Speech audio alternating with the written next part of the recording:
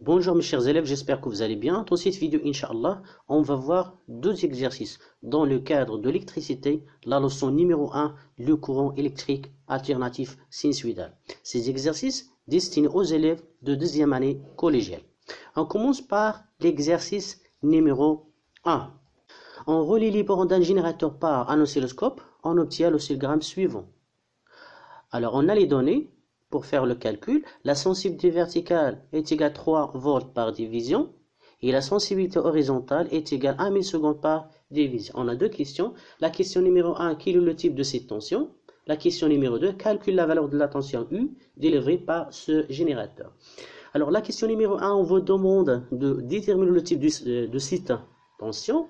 Alors qu'on voit au niveau de l'écran, on a une droite au-dessus parallèle à l'axe du temps. C'est-à-dire que la valeur de la tension dans ce cas est constante en fonction du temps. À partir de ça, on peut déduire que le type de cette tension, c'est une tension continue.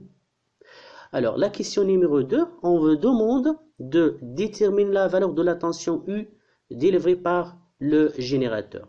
Alors, on a vu dans notre leçon la relation qui permet de calculer la valeur de la tension dans le cas de la tension continue. D'accord?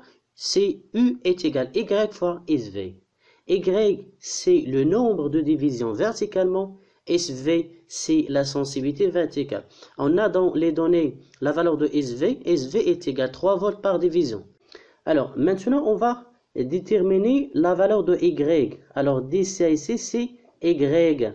Alors, on a 1, 2, 3, 4, 5. On a 5 divisions. On va remplacer Y par 5 divisions. SV, on a SV dans les données, 3 volts par division. On remplace la valeur de SV, 3 volts par division. Alors division, division, donc on va simplifier par division. 5 fois 3, c'est 15 volts. Et la valeur de U sera 15 volts. Maintenant, on passe à l'exercice numéro 2.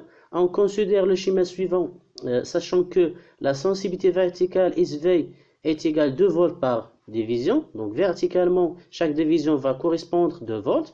Et la sensibilité horizontale, SH est égale à 1 milliseconde par division. Donc horizontalement, chaque division va correspondre à 1 milliseconde. La question numéro 1, quel est le type de cette tension? La question numéro 2, calculer la valeur Umax. Troisième question, déduire la valeur de la tension efficace. Quatrième question, calcule la période T de cette tension. Cinquième question, déduire la valeur de la fréquence F. Alors, on commence par la question 1. La question 1, on vous demande de déterminer le type de cette tension. Alors qu'on voit au niveau de l'écran, on a des vagues symétriques par rapport à l'axe du temps.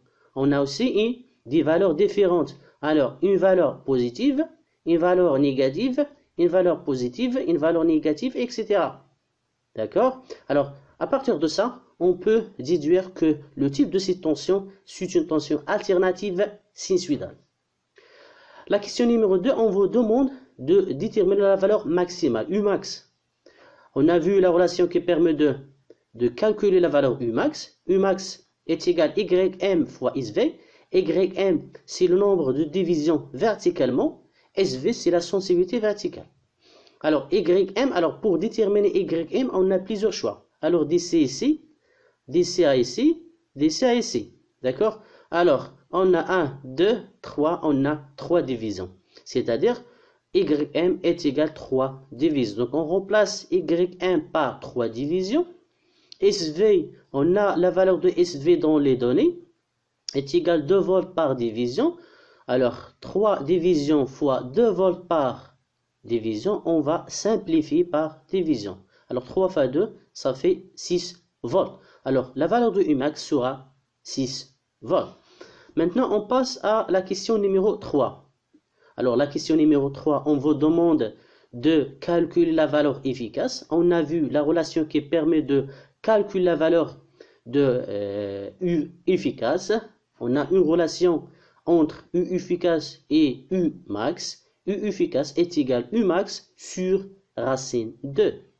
Alors, on a déjà calculé la valeur du Umax dans la question précédente. Donc, Umax est égal à 6 volts. On va remplacer la valeur du Umax par 6 volts. Donc, 6, sur racine 2. Donc la valeur finale, c'est 4,24 volts. On passe à la question numéro 4. Calcule la période T de cette tension. Alors la période T, c'est la durée nécessaire à la tension pour récupérer la même valeur dans le même sens. Alors dans ce cas, pour déterminer la période, on a plusieurs choix. Alors DCIC, c'est une période. DCIC, c'est une période. DCIC, c'est une période. DCIC, c'est une période. Et DCIC, c'est une période. D'accord? Alors, la relation qui permet de calculer la période, c'est T est égal à X fois SH. X, c'est le nombre de divisions horizontalement. SH, c'est la sensibilité horizontale. Alors, comme vous voyez d'ici ici, on a 1, 2, 3, 4.